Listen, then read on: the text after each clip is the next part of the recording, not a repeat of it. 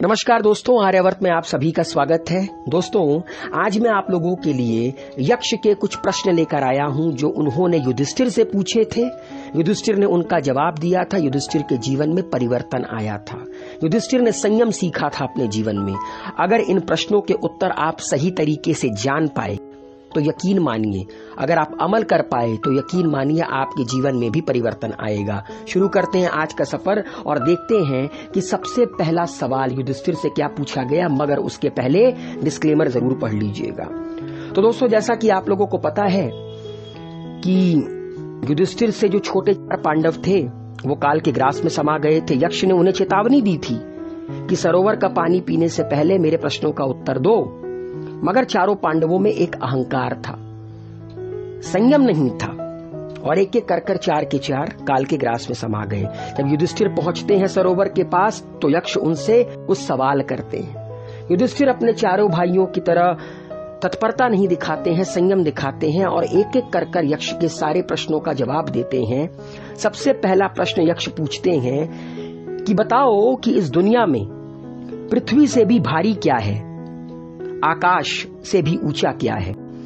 युधिष्ठिर कहते हैं कि इस दुनिया में माता पृथ्वी से भी भारी है, पिता आकाश से भी ऊंचा है। क्योंकि एक आम इंसान की जो दुनिया होती है ना, उसके माता पिता होते हैं। तो माता पृथ्वी से भी भारी है और पिता आकाश से भी ऊंचा है।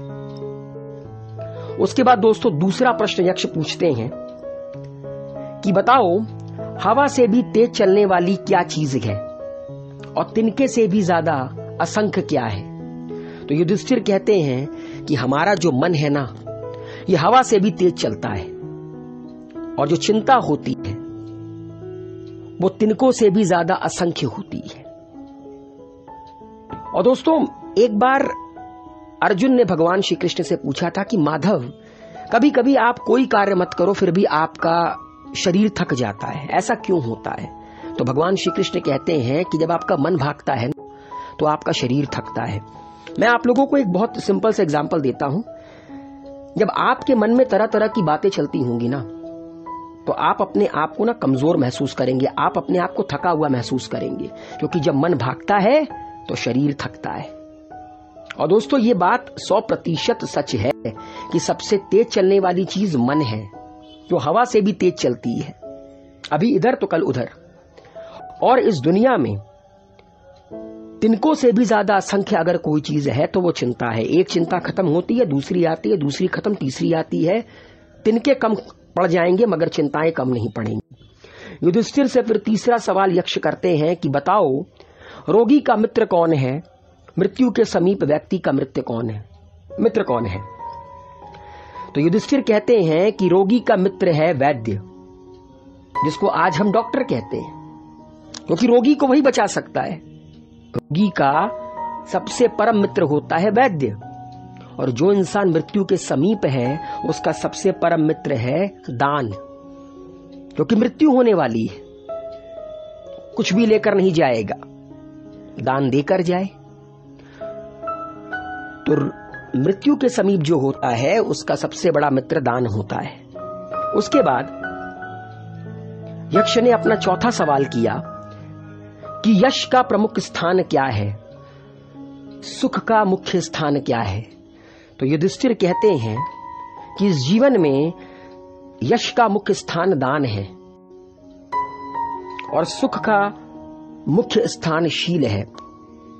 इसमें कोई गलत बात नहीं है दोस्तों।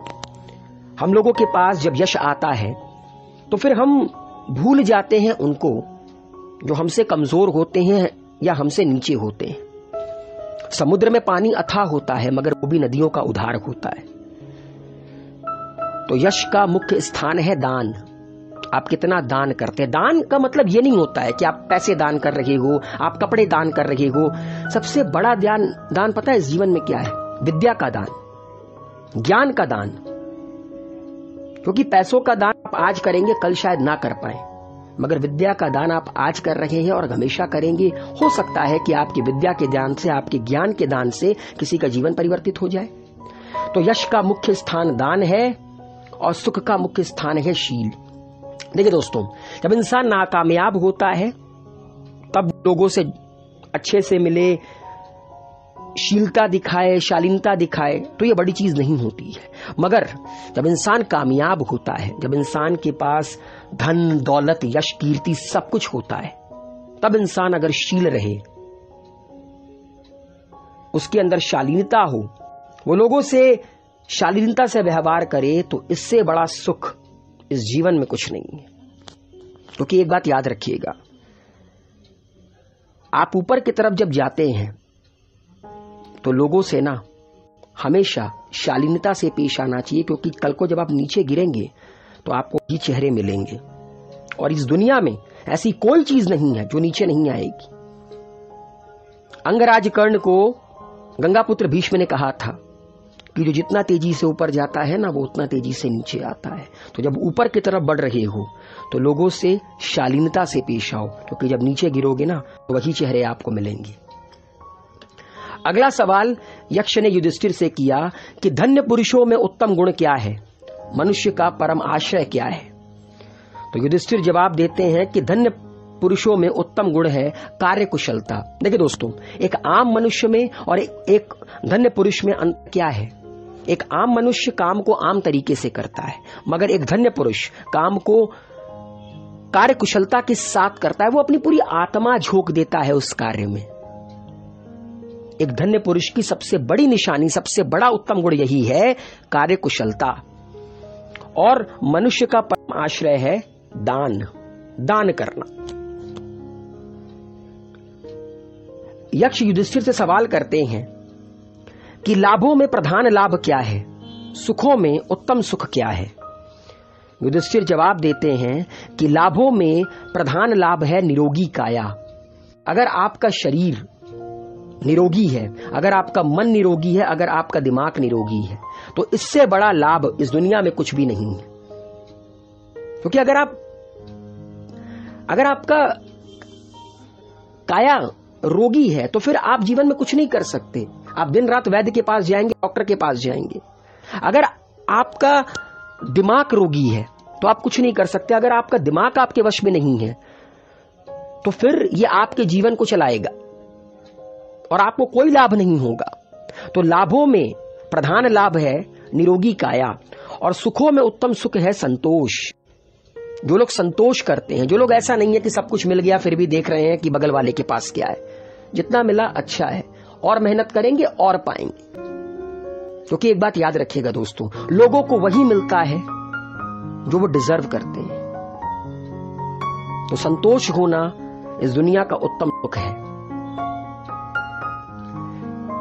यक्ष युधिष्ठिर से सवाल करते हैं अगला कि दुनिया में श्रेष्ठ धर्म क्या है और किसको वश में रखने से मनुष्य शौक नहीं करते।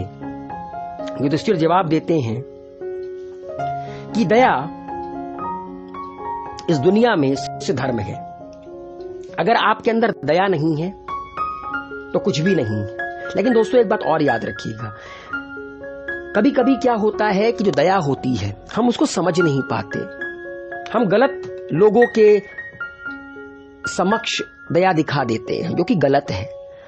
दया भावना होनी बहुत जरूरी है, मगर पहले आपको दया का मतलब समझना पड़ेगा।